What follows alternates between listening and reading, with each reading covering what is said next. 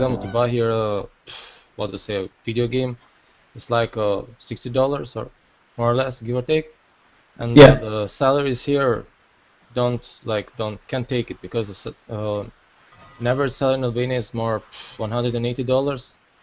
Legally, it's the customers. If you go to ethics, then it becomes very complicated, and well, everyone has different ethical standards, so that's not something we can really solve. I can say, for example, here the consumers are responsible because they can't afford it. They can't spend $60 for a game or $10 for a movie. You've seen already some more platform-based business models like iTunes and I don't know what else there is, Netflix and stuff like that. And it seems likely to me that in the end those platforms will survive because, well, that's capitalism. It tends to always work out. It's quite cool. So I think freedom is free for everyone. Or with downloading things, because here is normal. It's like drinking water. And I think we're both seeing that cost come down, as well as the need for those industries to really kind of cease to exist, which is unfortunate for them, but that's just what progress is. I think where we're moving is to a place where musicians no longer need a record industry to promote, like a label to promote them. They are able to make their music themselves. My problem is how many people will get unemployed because we are killing like all the industry behind it. Yes.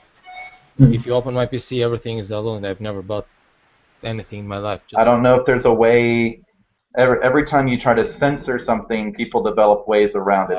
I really think the government should really apply to make piracy a thing that can be extinguished, but at the same time, governments have the challenge to make it without ending the free access to information. So I think it's inevitable that piracy is going to continue to happen, and it's I don't think the government can stop it. I don't think it's up to businesses to find new ways around it.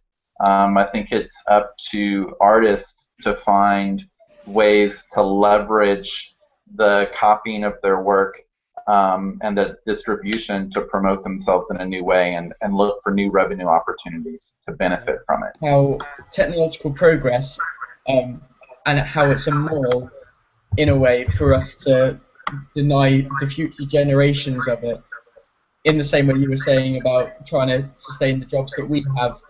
Like, for example, in the past when machinery first came to manufacturing, if they had just been like, no, we're not having it because we want to make sure people still have their jobs, then we wouldn't be able to progress the way we had done now, and we wouldn't have such a high standard of life as we do. Hard to think. In Albania, like 10 years ago, the video stores, the places who sells video games and movies, were like a very profit-good business. By the time passed, the internet got more speedier, more cheaper. Those video stores are like in fermentation. Everything is going to be closed. From it, but we're talking about piracy. That's an illegal thing that happens a lot because that's much cheaper, and it's so easy to access.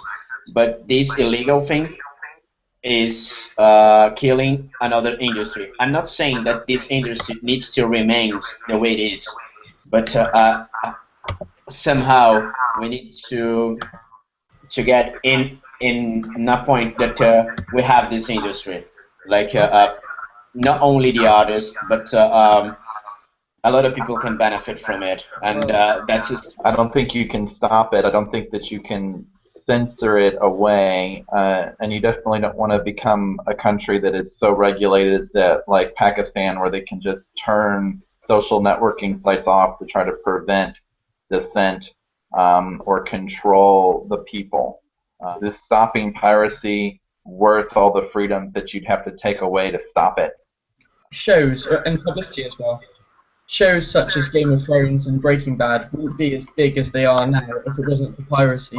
The only path forward is to figure out a good way to move ahead in a world where we know piracy is going to continue to happen. Well, come to Albania, you'll be the greatest. You'll be Jack Sparrow here. Yeah.